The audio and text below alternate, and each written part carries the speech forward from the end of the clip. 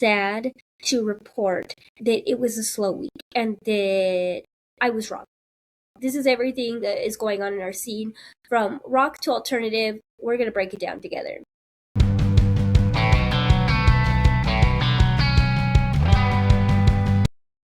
Hello, welcome back to Breakdowns and Bows. I'm your host, as always, ASOS. First off, make sure that you guys are subscribed. I try to post once or twice a week. Go to my Patreon, follow my social medias, like this video, share it. I always look forward to hearing from you guys. So, for the first time ever, I was wrong. It was a slow week for everything that was going on in our scene, probably because of the holiday weekend. And I'm also wrong about this. I'm like, there's no festivals going on, but there is a festival going on, and I will tell you about it in a second.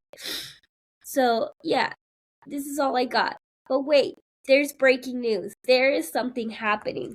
So, this just broke today, and I was like, oh my goodness, this is not real. I had to verify 20 times that this was his actual account. So now, before I'm into this is gonna be the statements from Caleb Shomo, the frontman of Beartooth, and then I'm also gonna read his wife's statement as well. So this just got posted, like I said, 10 hours ago. There's been a lot of speculation around my personal life as of late. I feel compelled to set the record straight before it all affects those who I love any further.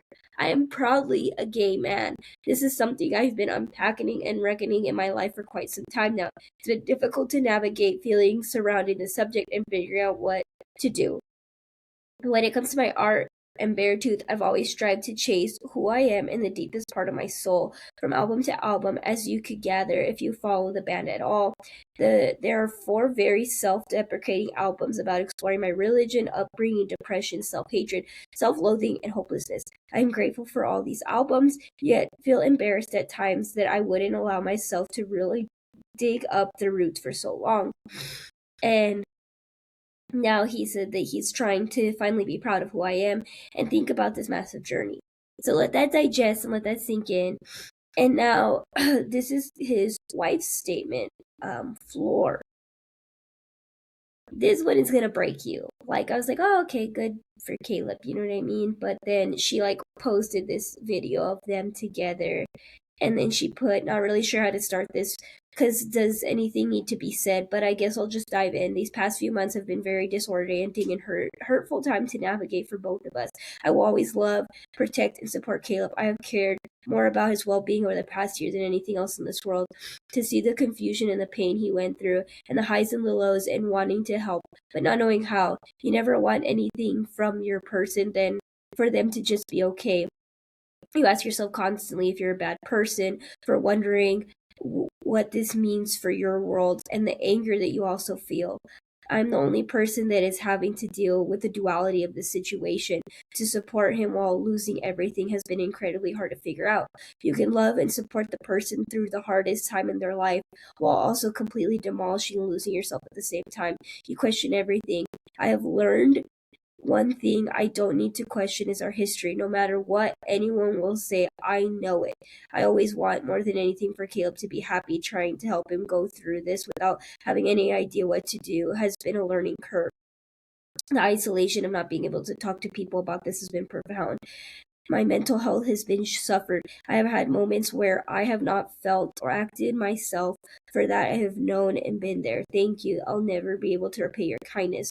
Our nearly 14 years of marriage was wonderful, full of so much fun, adventure, and love. No one will know anything about our marriage like we do, and no one will ever truly know what depth of love exists between two people unless they are those people. I already miss it and my husband more than anything. Our story was a good one, and now it's done. I hope anyone in this world going through this finds hope, courage, and fans can continue to support Caleb. I'm going to keep focusing on what I can control and continue living my life. That was such a sad statement from her. It is definitely a longer statement than he put. And, I know we shouldn't be speculating. And we should just be doing our best to support him. And clearly he has been going through something extremely heavy, which, I always find it interesting that on the outside world, we see the band Beartooth and we see Caleb and they're on this massive freaking tour with Bad Omens, right? They're a big band themselves. They have been the headliners for so long, and now they're the co-headliners, and they're in these arena tours day in, day out. Like, fans look at that and they go, wow, look at this success, look at everything, but we don't know what's really going on deep down inside.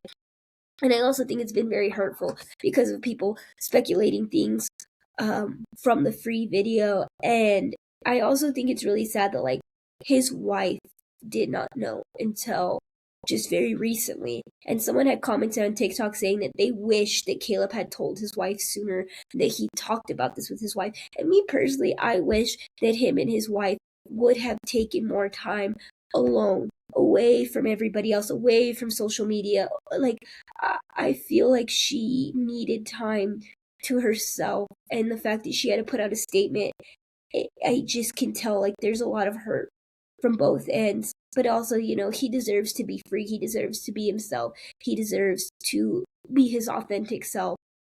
And so it's a very hard thing.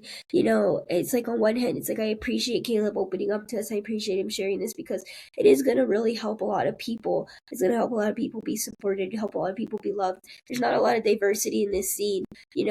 I make these YouTube videos even if nobody watches them, because it's such a male-dominated field. Like, everything is male-dominated in our scene.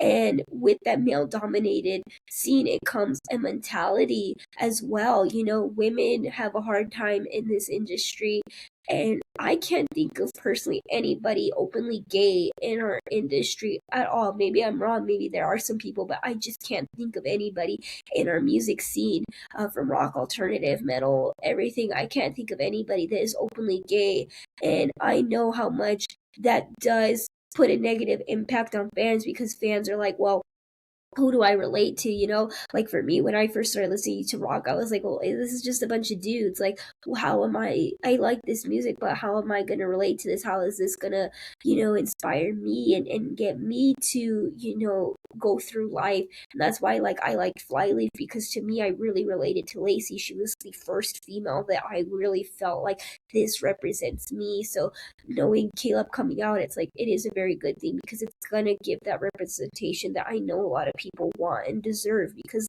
the diversity in our scene just really lacks. But on the other hand, to his wife, I'm hurting for you. Your statement just made me feel a lot, because I agree, it's a very difficult thing. It's not an easy conversation, knowing that her mental health is struggling. She's going through a lot of, like, questioning herself, which she does not deserve to do. Statement that I just read over and over again that really hurts me is, I miss my husband. Like, her saying that she misses her husband, the way that she said, like, I could cry, the way she says that she misses the memories and nobody can take those memories away from her. That really hurts. Like, she still loves him. She was still supporting him, not knowing the truth. And that's the most hurtful thing, is that she is really losing 14 years with somebody. It sucks when you think you know somebody and you think that you have understood somebody because you've been with them for so long, and then the rug gets pulled under you and you're like, no, I don't know this person at all. It is very disheartening for you, and I could tell by that statement she's going through a lot. Like, she didn't even just put out a statement. Like, you know what I mean? She put out a video of her and Caleb dancing together. Like, that was her statement. Oh, it's so sad. I can't.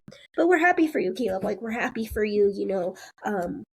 We're proud of you. We'll keep supporting and loving you, and we'll keep supporting you on all of your tour dates that you announce, because not only has Beartooth released new songs, not only has Caleb come back to social media, not only has all his statements come out, but they're also doing a Pure Ecstasy tour with Don Bronco, Mongolia Park, Wind Wakers. They have a whole world tour where Europe and UK dates featuring Silverstein, King of the Giants, and then they do have Australian dates with Fit for a King and Growth Volumes. So do go support those. Moving onwards. Boundaries was asking for music video extras in Hartford, Connecticut. It's going to be a shot. It's gonna be shot on May 24th, which is the day that the video comes out. I'm always jealous of these because I want to be closer to places that music videos filming so that I can join them. But nonetheless, I want to know what song it is and how long until we get this song to come out. I do really want to quickly discuss like the economic impact on bands and how much we really should be supporting them and buying their merch. A lot of bands don't make a living off of touring anymore, unfortunately. You guys got to keep in mind gas is up, there's tariffs, and I know merch prices have gone up, but these side businesses what's really paying the bills. And I saw that Sleep Theory and Under Oath were doing some merch sales. So I think that's really cool, and I think you guys really should support anytime that they say, "Hey, we're giving out merch." Now, Secrets has released a new song called Perpetual Fear. If you did not know, they've already released 3 songs following that one, which the Dark and the Wheel. So do go check out their new music. They are back. I guess the current new song is so good. I just feel like they do not miss everything that they put out. I just put it on repeat. I love Chrissy. The band shines through though in the song. Besides her really good vocals, the guitars have such a moment. I do really like the lyrics. I do like the meaning behind it. And saying like she was really talking about like, does anybody know that I'm a dead man walking? Like you see me, but you don't really see what I'm struggling with. And I was like, oh, Chrissy, like that is such a good lyric and such a good line. Hold on. I really like Chrissy's voice in the song. She really did those vocals really good. She like pulls it back and everything, and there's these really really good vocal moments that they have throughout the song that I'm really really liking. And I feel like the chorus is there, but the chorus to me is not where it's at. It's all these other little moments that Chrissy has with her vocals. I love the line where Chrissy says home's the same but I'm not. She does say that she's still here but she's still forgotten. She says, if I'm the only one left standing, why does it feel like I'm lost? Standing here among the quiet when it's done, no point to save somebody who's already gone. I just really love the whole lyrics and everything.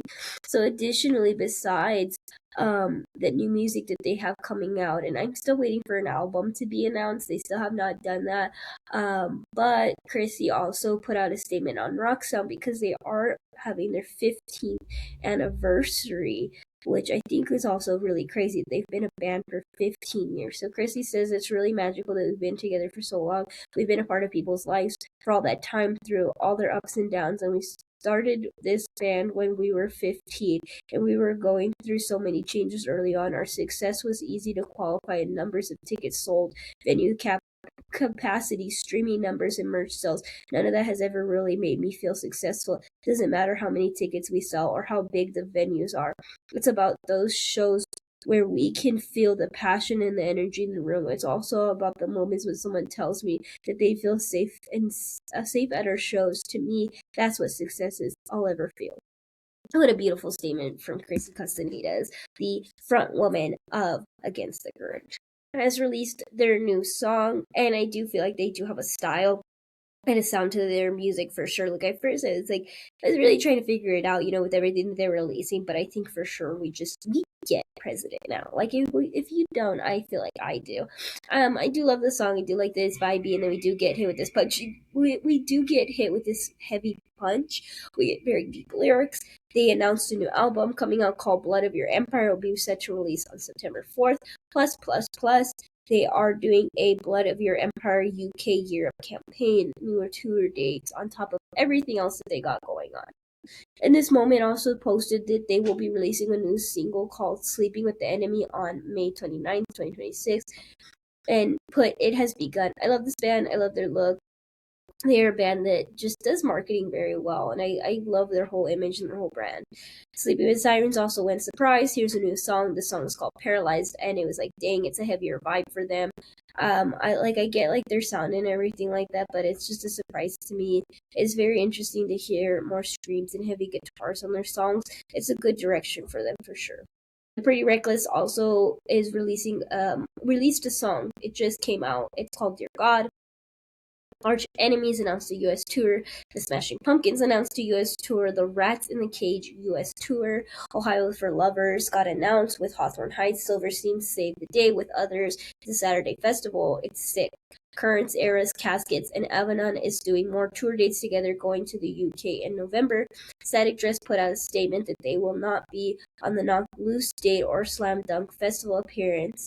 And I actually forgot the Slam Dunk Festival is this weekend. That's why I was saying my statement. I was very wrong. There's also Slam Dunk Festival happening as well. Incarceration released their set times ahead of the scheduled July 17th through 19th dates, which to me, I didn't realize that there wasn't that many bands with Incarceration. Like, Sunday, like they only have like 3 stages, and it doesn't seem like a lot of bands. It doesn't seem anything like the Rockaville capacity or Sonic Temple kind of capacity. It looks really evenly spread out. I feel like you're gonna never miss any band at all. Like Saturday, you can see Bad Omens, no problem. There's nobody playing at Bad Omens slot, which they're playing at 9:30 to 11 p.m. on the Yard stage. And they have no competition at all. They will be able to get like a full set. Same with Limp Bizkit. So I think that's really cool of Incarceration. I love the 3 stages. I love that they're able to give everybody their own moment without sacrificing, because that's something that does suck about festivals. I don't care what anybody says, it does suck when you do have to sacrifice seeing a band because another band's playing, or watch half of a set and then go run to the next set. I don't care what you say. Like, that to me still is just very frustrating. All these guys broke Chester Bennington's record with a 21-second scream. In a new interview with Nick Nocturnal, he opened up about a lot, but mainly on Linkin Park's impact on him and his inspiration for being in a band, which to me is a wild concept, because Bring Me the Horizon to me is a blueprint for metalcore. Like, you really think of them changing the scene, changing the sound, not even, once, but multiple times. They have set the standard. Like, a lot of bands have looked at Bring Me the Horizon and said that is their catalyst for music. That was the example for them. Bad Omens, for example, that was for them, a band that really did inspire them. I know everybody's always inspired by Linkin Park, but I just think it's like that crazy parallel that Linkin Park is what inspired them, and to this day, the loss of Chester is still very impactful to them. So to think about how Bring Me the Horizon is basically at the level of Linkin Park. They're selling out arenas. They have arena styles, and Ollie was just a kid who looked at Chester and said, I really want to do what you do. And look at him now. It's such a wild parallel. Additionally, in the interview, he also stated that since Count Your Blessings is coming, and there's such a crazy, like, reaction towards it, and everybody's excited for that, their new album has been paused yet again. If you guys do not know, their music got put on pause because Jordan Fish had left the band. They had to deal with some of that situation going on, and now it is going to be paused again because of the Count Your Blessings 20th anniversary coming. So just know that. Poppy put out stunning 2 photos with If You Were Following the Light. And remember, she was shooting a music video, so I'm wondering if this is the song that we're getting. I hope so. She looks so freaking good. Cross your fingers. I'm going to end it with this 99-year-old grandma who was crowd surfing as sick as heck. She's now the oldest person ever to crowd surf at the show. I'm sorry for my voice. Life. Enjoy crowd surfing Granny. Peace.